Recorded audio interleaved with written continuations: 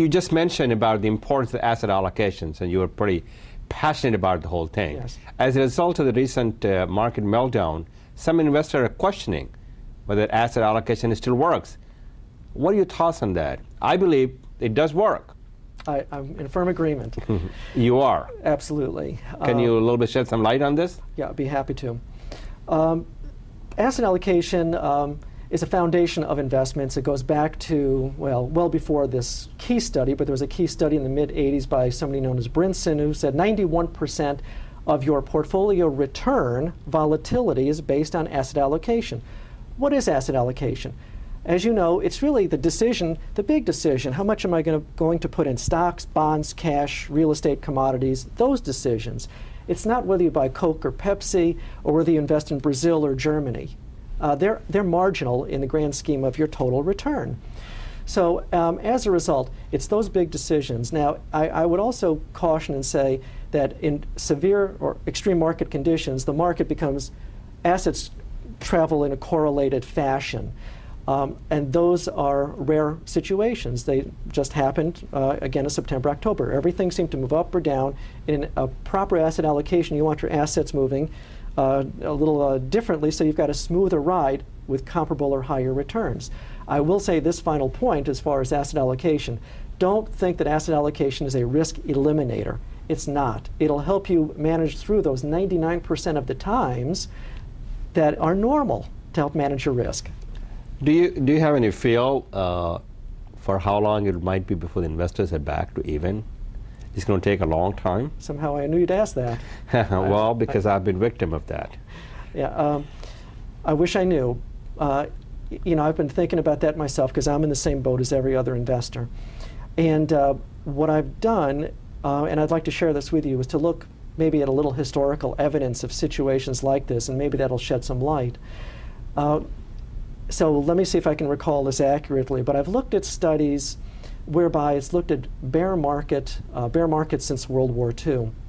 And if you look at those bear markets where there's been a 20% decline, of which there were about 10 of them or so, and you look at where the peak in the S&P 500 was, the trough, and getting back to the peak, how long would that round trip have taken? And I'm sure you've got a number in your head already, and it can't be soon enough for any of us.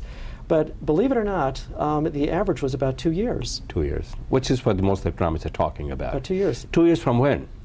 Well, can I take it another step? Sure. Because, you know, we declined actually about 56.8%, a little more than 20%.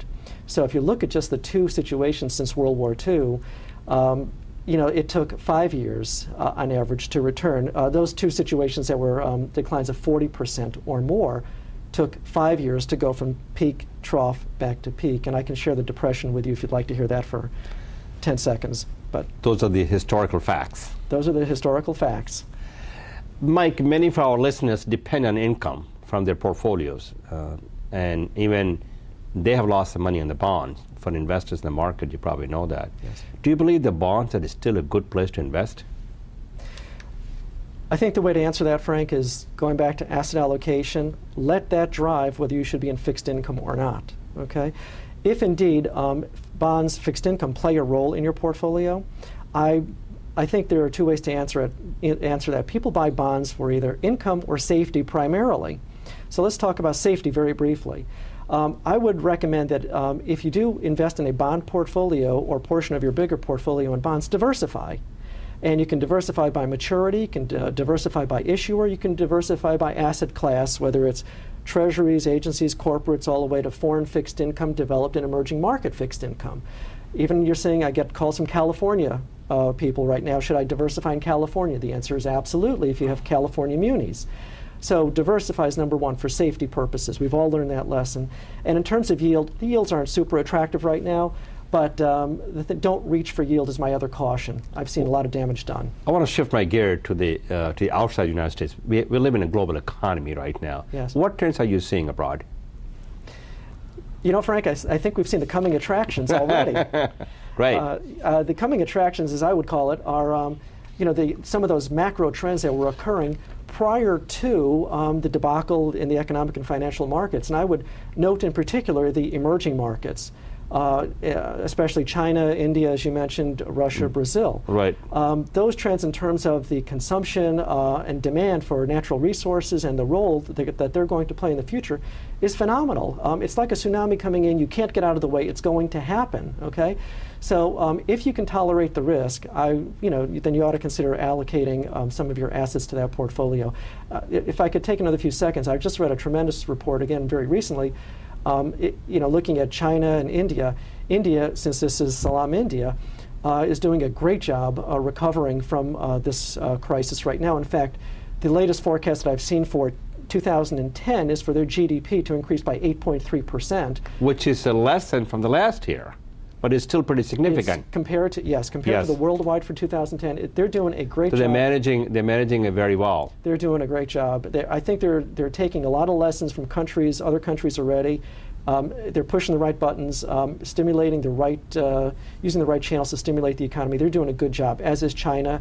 And again, the Pacific Rim is doing a good job in general, ex-Japan. They're doing fine. China complains about their dollar thing, the reserve dollars, and complains about all. What's your thoughts on that?